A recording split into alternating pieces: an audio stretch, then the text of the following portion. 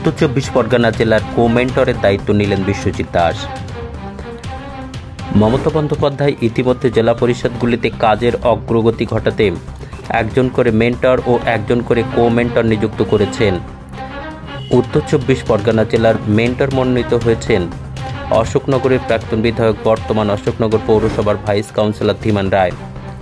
অন্যদিকে কো-মেন্টর হয়েছেন বাগদা ও বনগাঁর প্রাক্তন বিধায়ক তথা বনগাঁ সাংগঠনিক জেলা তৃণমূল কংগ্রেসের সভাপতি বিশ্বজিৎ দাস। আজ তিনি কো-মেন্টরের দায়িত্ব নেন। জেলা পরিষদের সভাধিপতি নারায়ণ গোস্বামী তাকে স্বাগত জানান।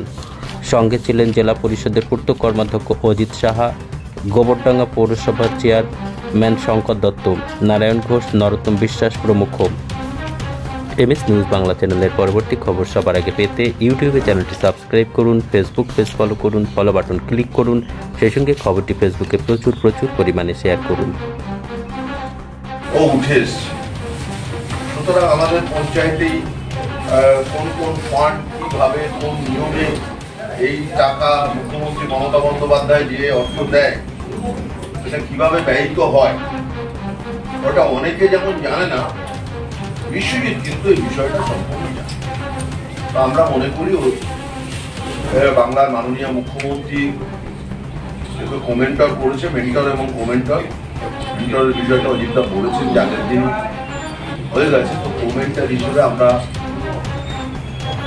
বিশ্বজিৎকে পেয়ে আমরা খুশি। ওর যে অভিজ্ঞতা সেটা পেয়ে আমরা জেলা পরিষদ আরো বেশি সমৃদ্ধ হবো বলে আমাদের ধারণা। এবং আমাদের এর আগেও মেন্টর কমেন্টর ছিল, তাদের যে ঘরগুলো ছিল সেই ঘরগুলোই আমরা ব্যবস্থা করব। অফিসিয়াল সিস্টেম কি আছে সেটা বাকি সেক্রেটারি সচিব জেলা পরিষদ এখানে আছেন, উনি বাকিটা করে দেবেন। আমাদের পক্ষ থেকে অনেক অনেক শুভেচ্ছা, অনেক অনেক স্বাগত।